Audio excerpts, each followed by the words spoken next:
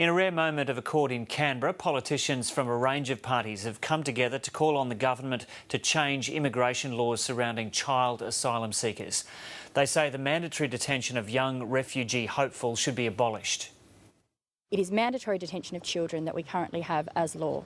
It is a matter of course that we lock children in these detention centres and prisons. That's what needs to change. There has to be an amendment to the Migration Act to limit the time and to make the location of where children are held for those health and security checks far more appropriate to children. The second thing is that the Immigration Minister must relinquish his responsibilities as the legal guardian of these children.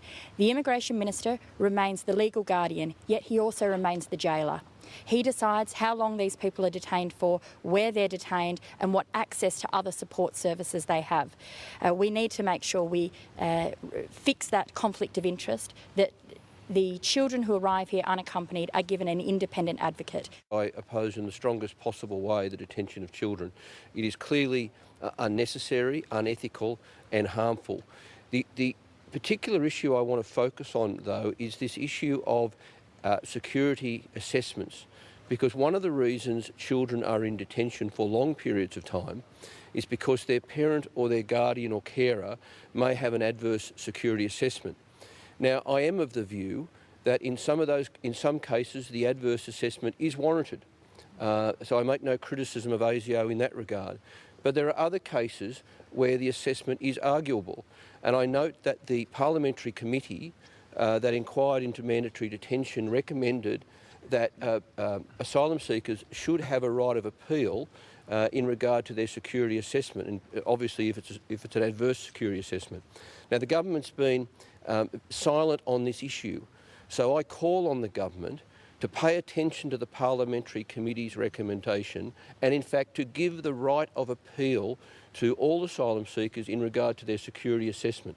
It's time that we had bipartisan action to put a stop to putting children into maximum security prisons.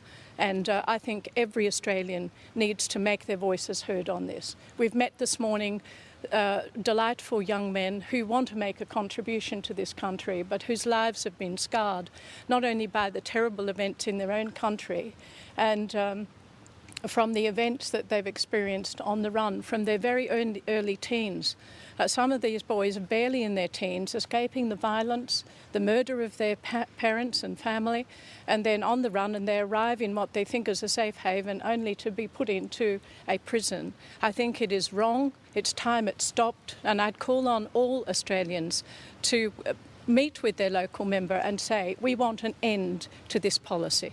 Detention centres are no place for children, and that if there's need for health and security for them to pass through, then it has to be the shortest possible time, but they deserve alternative forms of care.